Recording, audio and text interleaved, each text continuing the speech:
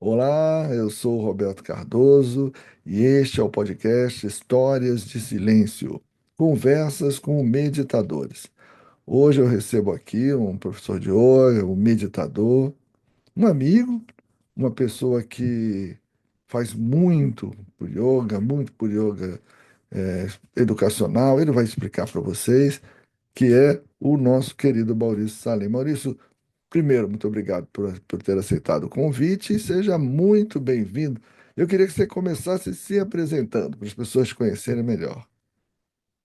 Primeiro, doutor Roberto, é sempre uma honra estar com o senhor. Muito obrigado pelo convite.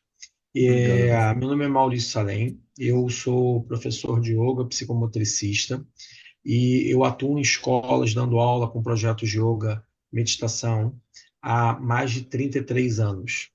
Eu iniciei um projeto ainda na década de 90. Eu iniciei o meu estudo com a professora Leia Mello em 87, ainda adolescente. Depois, na sequência, fui começando a estudar com formações de yoga, fiz várias linhas, até que, num determinado momento, eu comecei a estar dando aula dentro da escola, e isso acabou sendo a minha identidade principal de trabalho, a aula Hum, dentro do colégio e lidando com crianças, pré-adolescentes, adolescentes, professores, pais, comunidade de pais, e em função desse trabalho, eu criei um centro de estudos, muitos anos atrás, chamado Centro de Estudo Yoga Educação, aham. atualmente Portal Yoga Educação, É o onde a gente... é o arroba Yoga Eduque. Eu vou botar na Exato, descrição do vídeo, eu vou botar é seu o arroba perfil. Yoga Eduque.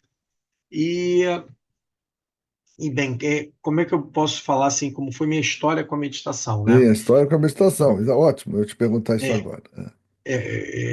como foi minha história com a meditação? A minha história com a meditação, ela vem num momento que eu, ainda quando adolescente, eu era atleta, era nadador federado, então eu estava acostumado com o treino e ouvir os meus pensamentos, o silêncio.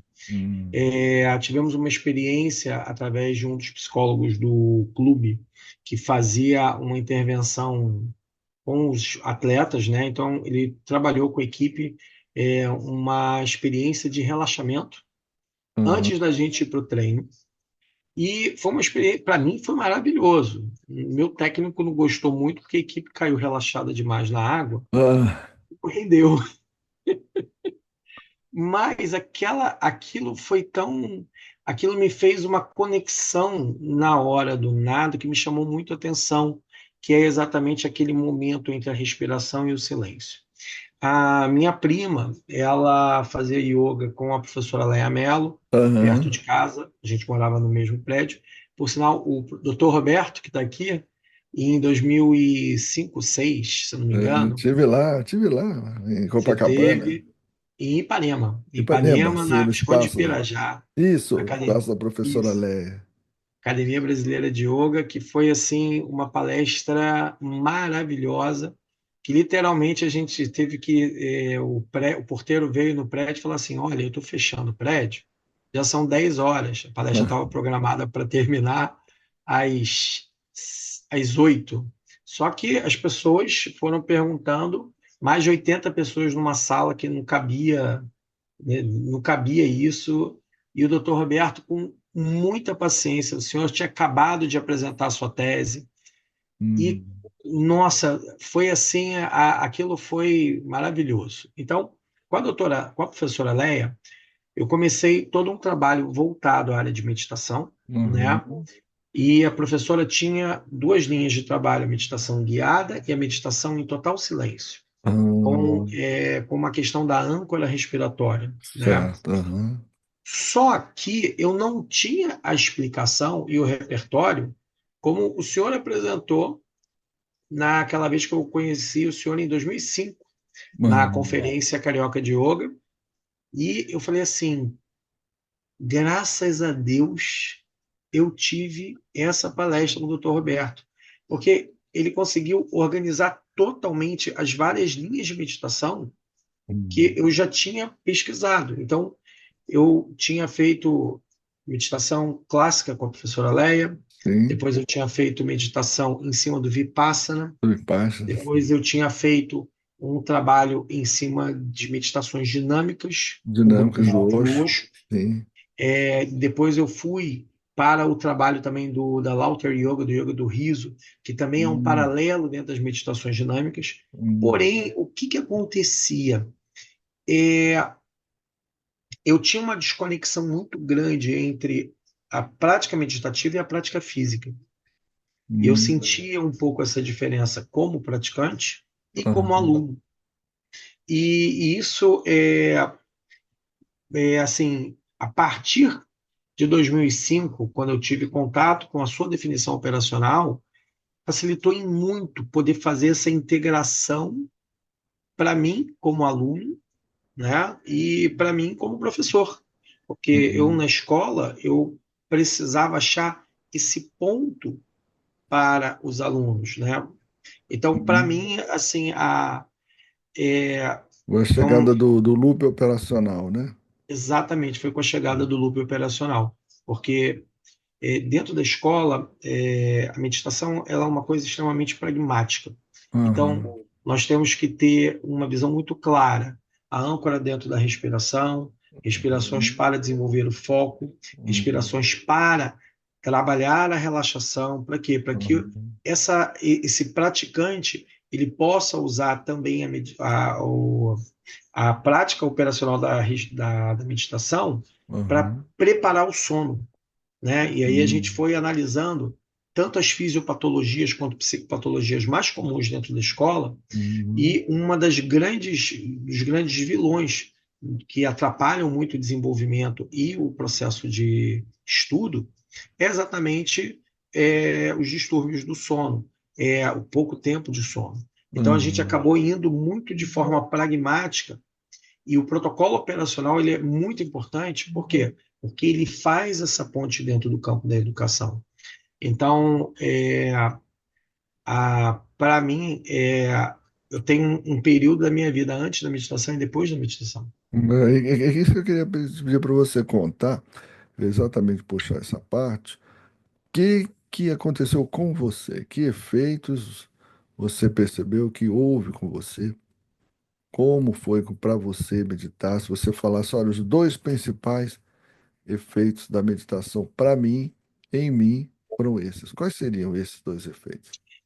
Olha, assim, em termos de efeitos, para mim, eu tenho dois muito claros. Ah, Primeiro, desenvolvimento de clareza, foco com estado de relaxamento. sim, Então, a atenção relaxada, como dizem alguns autores. É. a atenção relaxada, porque isso me permitiu, né, no meu dia a dia, esse estado de me conectar mais facilmente com o estado de flow, né, Uhum, seja na realização de uma atividade, ou seja, até mesmo no meu ofício dando aula, né? uhum, Então, esse foi uma das coisas assim mais claras. Num segundo momento, me ajudou em muito na construção de hiperfoco, né? Isso é uma coisa uhum, até engraçada, porque eu tenho alguns alunos na escola que eu dou várias âncoras, né? Uma delas é aquela respiração que você escuta, né? sim, E vibra na glote, aham, que no yoga é chamado de Ujjayi Pranayama, uhum, e ela cria um hiperfoco muito grande para exatamente concentrar e fazer prova. Então, isso também foi uma outra coisa que ficou muito claro, né? Até na execução de tarefas. O segundo essa já foi um pouco difícil de eu entender a virada de chave. Eu levei alguns anos, mas quando eu entendi, usar a respiração para acalmar e usar ela para fazer um trabalho de higiene do sono, ou seja, uhum, é um momento que eu me recolho, e eu ensino isso para os meus alunos também, para você poder esvaziar para dormir, uhum, para eu conseguir horas de sono com é, mais retorno, com mais um sono de mais qualidade, uhum, de forma que você acorda no dia seguinte um pouco mais restaurado. Isso foi muito interessante porque isso foi a partir do loop operacional. Por quê? Hum. Porque, como qualquer bom adolescente, você quer abraçar o mundo com as pernas. Aí Sim. você fala, bem, eu vou para a faculdade aqui, eu Uhum. trabalho aqui, bem, eu posso acordar um pouquinho mais cedo, e aí você estica o dia em Aham. 24 horas. Só que, como um adolescente normal, você fadiga o corpo fazendo isso. Sim. E quando eu tive um momento em que eu estava realmente indo para um pico de fadiga, eu parei assim, falei, opa, Maurício, você Hum. está exagerando, você está pior que os seus alunos adolescentes. Então, é hora de você voltar e sair daquela adolescência de 25 anos, né? Porque eu comecei a Ah, dar aula muito novo. sim. Então, e isso foi uma coisa engraçada, porque ali eu fiz uma mudança de chave muito importante que me permitiu saber desacelerar. Então, para mim, Uhum. essas duas questões são questões que me ajudam muito no meu dia a dia. Por quê, Uhum. doutor Roberto? Eu lido cotidianamente com pais e professores. Sim.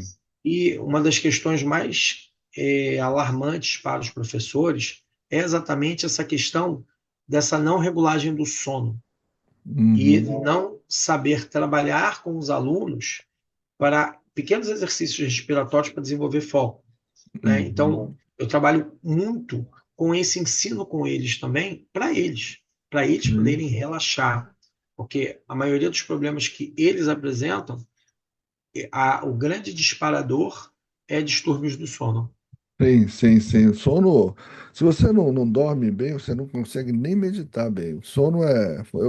Eu te mandei o meu último livrinho do Causa ao Sono? Ainda não te mandei? Não, ainda não. Opa, vou te Tô mandar. aguardando. Exercício de relaxamento e meditação para dormir melhor. Vou te É, mandar. Depois eu pro me pesso- manda o endereço pro- inbox aí que eu vou te mandar. tá.